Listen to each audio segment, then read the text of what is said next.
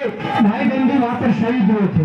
सर्वप्रथम हम सभी खटीमा के जो गोलीकांड में शहीद हुए हमारे आंदोलनकारी है, इसके अलावा उत्तराखंड के अन्य आंदोलनकारी जो शहीद हुए थे, उन सबको भावपूर्ण श्रद्धांजलि अर्पित करते हुए मैं अपनी बात को रखना चाहूंगा कि आज जिस प्रकार से आप लोगों के अंदर जो जोश है, जिस प्रकार से आपके अंदर पीड़ा है, उस जोश और पीड़ा को मिलाकर सड़क पर आंदोलन करने के लिए ये बनाना पड़ेगा। आज मैं ये कहना चाहता हूं कि जिस प्रकार से मैं देख रहा हूं, कई वक्ता यहाँ पर आए, सबने अपनी बात रखी और कई लोगों ने कहा ये राजनीतिक आंदोलन नहीं है, किसी पार्टी विशेष का आंदोलन नहीं है। हम इस बात से पूर्ण सहमत हैं और इस बात में अपनी सहमति जताते हुए ये कहते हैं कि जब तक हम लोगों ने उस आंदोलन को, जो आंदोलन एक जन आंदोलन होना चाहिए, उस आंदोलन को जब तक संगठनों और राजनीतिक दलों में पटने का हम काम करेंगे, तब तक इस आंदोलन को हम जीत नहीं सकते।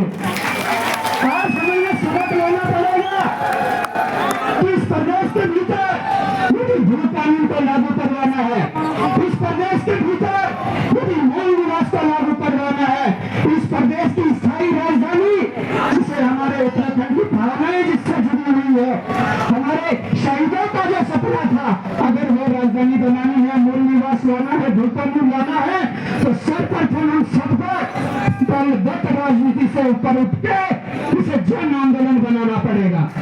और ये इतिहास है कि जो भी किसी आंदोलन में जन आंदोलन का रूप लिया है, वो आंदोलन सफल हुए हैं।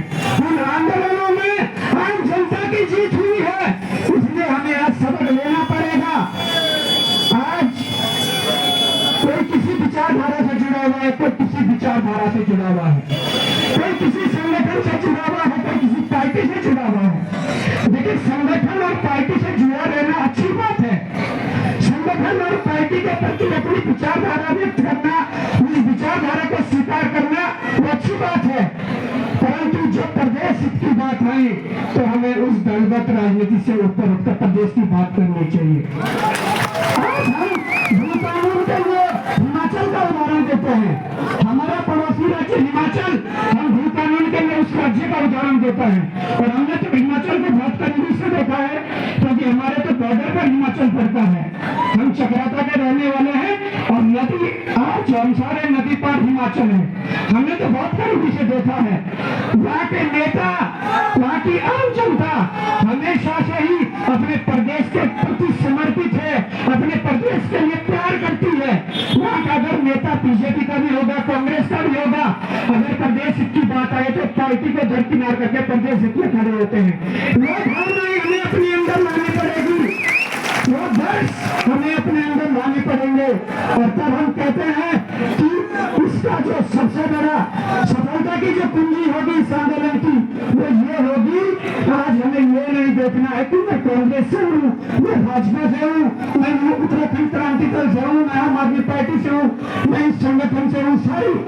सारी शक्तियां मिलकर अगर इस प्रदेश के लिए वास्तव में कुछ कर गुजरना चाहती है, तो मैं समझता हूँ कि तब जब जन आंदोलन बनेगा, तब इस लड़ाई को हम जीत पाएंगे। आजकल आप लोगों ने देखा होगा, स्थायी राजधानी तो है, पर इसे ग्रीष्मकालीन राजधानी भी घोषित कर दिया गया था। जब त्रिवेंद्र रावत सरकार थी, उस दौरान ग्रीष्मकालीन राजधानी घोषित कर दिया गया था। अरे हम कहते हैं कि तुमने ग्रीष्मकालीन राजधानी घोषित की, लड़ाई तो हमारी स्थायी राजधानी की है, परंतु जब से ग्रीष्मकालीन राजधानी यहाँ पर घोषित थी तब से ग्रीष्मकालीन सत्र कितने दिनों तक चला है? तो पूरा ग्रीष्मकालीन जो एक 3-4 महीनों का जो टाइम होता है, तो 3-4 महीनों में यहाँ से राज्य को संचालित किया गया नहीं। ये आंखों में धूल झोंकने वो बातें हैं। लोग हमने देखा है कि हमारे नेता किसी भी दल में रहे हो, जब सत्ता में होते हैं तब इस राजधानी की बात नहीं करते हैं, सत्ता में होते हैं तो भू कानून मूल निवास की बात नहीं करते हैं, तो जब सत्ता से बाहर हो जाते हैं फिर मूल निवास की बात करते हैं, फिर गैरसैंण की बात करते हैं, फिर भू कानून की बात करते हैं। जब प्रदेश की जनता तुम्हें चुनकर भेजती है तो मैं समझता हूँ कि उस समय तुम्हारे पास पावर होती है, उस पावर का इस्तेमाल करके आप ये काम कर सकते हैं। अभी हमारे नेताओं ने 2.5 दिन का सत्र चलाया, इस गैरसैंण में 2.5 दिन का सत्र चलाया और अपने वेतन भत्तों में लाखों की बढ़ोतरी करके इस प्रदेश को, जो प्रदेश आपदा से ग्रसित है, जो आपदा में जूझ रहा है, जहाँ पर जितना बजट है उससे ज्यादा कर्ज हो चुका है, उस प्रदेश में अपनी लाखों की साड़ी बढ़ा रहे हैं। और हमने देखा अभी 5-7 दिन पहले हिमाचल की विधानसभा में हिमाचल के जो विधायक हैं उन्होंने अपने वेतन भत्ते कम करके अपने वेतन भत्ते कम करके कहीं ना कहीं प्रदेश को आगे करने का काम किया है। हम ये जानते हैं कि ये लड़ाई राजनीतिक है, परंतु इस लड़ाई को जब तक जन आंदोलन नहीं बनाएगा तब तक कुछ नहीं होने वाला। मैं 2-3 बातें स्पष्ट रूप से और करना चाहूंगा।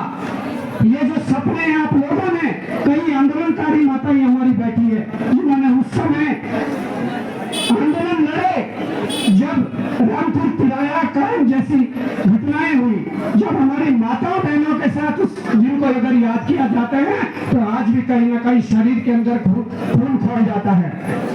उन्होंने अपने बच्चों के रोजगार के लिए लड़ाई लड़ी थी, उन्होंने पलायन रोकने के लिए लड़ाई लड़ी थी, तमाम प्रकार की बातें हैं। परंतु आज इस प्रदेश के अंदर मूल निवास खत्म करने का सबसे बड़ा कारण है कि हमारे बच्चों को रोजगार से दरकिनार करके भारी प्रदेश से आए हुए लोगों को रोजगार देना। इसका स्पष्ट उदाहरण है समूह में किसी भी प्रदेश के अंदर मैं ये कहना चाहता हूँ कि वहाँ के स्थानीय युवाओं का अधिकार होता है, स्थानीय बेरोजगारों का अधिकार स्वरोजगार पर होता है, परंतु हमारे प्रदेश के अंदर इन्होंने सारे रास्ते खोल दिए हैं। वो ये लड़ाई है, उस लड़ाई को लड़ना पड़ेगा। आज कोई पार्टी कोई भी बिल ले आती है, देखिए हमारे प्रदेश के लोग जो उस पार्टी से जुड़े हुए लोग होते हैं वो कहीं ना कहीं जय जयकार करते हैं। पर मैं कहना चाहूंगा एक यूसीसी बिल बीच में आया था और उस यूसीसी बिल में 1 साल से जो उत्तराखंड में निवासरत होगा वो कहीं का भी हो उसको स्थायी निवासी मान लिया जाएगा। क्या इन मांगों का जो ये बिल है इनका विरोध नहीं होना चाहिए? होना चाहिए। हमारी अस्मिता, हमारी संस्कृति बच पाएगी जब हम अपने अधिकारों के लिए खड़े होंगे। यहाँ पर वक्ता बहुत है, यहाँ पर बोलने के लिए बहुत है, पीड़ा बहुत है, परंतु इस पीड़ा को कहीं ना कहीं आंदोलन में बदलकर और जन आंदोलन में बदलकर इस पीड़ा को आगे ले जाकर इस पर विजय हासिल की जा सकती है और उत्तराखंड को न्याय दिलाया जा सकता है। वो विजय आप दिलाओगे, वो आपका संघर्ष दिलाएगा। तो मैं ज्यादा नहीं कहूंगा क्योंकि यहाँ पर तमाम वक्ता भी है और तमाम शक्ति है, तमाम आंदोलनकारी है, जितने भी लोग यहाँ पर आज इस सम्मेलन में शामिल हुए, मैं उनको नतमस्तक होकर प्रणाम करता हूँ और सलाम करता हूँ कि आप लोगों के अंदर प्रदेश के पीड़ा है और ये पीड़ा तब तक रहनी चाहिए जब तक हमें अपने अधिकार नहीं मिल जाते, क्योंकि आज की हमारी सरकारों ने हमारे संसाधन हमारे हाथों से लुटा दिए हैं, बेच दिए हैं। उस चीज की भी लड़ाई होनी चाहिए। हमारे संसाधन हमारे पास होंगे, फैसले लेने वाले हम होंगे कि मेरा बच्चा वहाँ काम करेगा, मेरे बच्चे को रोजगार मिलेगा। तमाम प्रकार की लड़ाई है। तो मैं ज्यादा ना कहते हुए पुनः सभी शहीदों को श्रद्धांजलि अर्पित करते हुए और एक जय जयकारा लगाते हुए जय उत्तराखंड, जय उत्तराखंड, जय हिंद, जय भारत, जय उत्तराखंड। बहुत बहुत धन्यवाद बाबू भाई। मैं बेरोजगार संघ से सुशील केंदुरा जी का भी हार्दिक धन्यवाद अभिनंदन करता हूं, तो हमारे बीच में हैं। मैं आप लोगों से पुनः माफी चाहूंगा, बहुत सारे वक्ताओं की बहुत लंबी लिस्ट हमारे पास है, समय बिल्कुल नहीं है, बारिश का भी मौसम हो रहा है, रैली को भी आगे निकालना है, वक्ताओं को ज्यादा समय नहीं दिया जा सकता। मैं आपसे हाथ जोड़कर इस बारे में माफी चाहूंगा। हमारे बीच में मूल निवास भू कानून समन्वय संघर्ष समिति के सह संयोजक लुसुन कोटरिया जी हैं, मैं उनसे अनुरोध करूंगा वो आपको संबोधित करें और थोड़ा कम से कम शब्दों में। लुसुन भाई।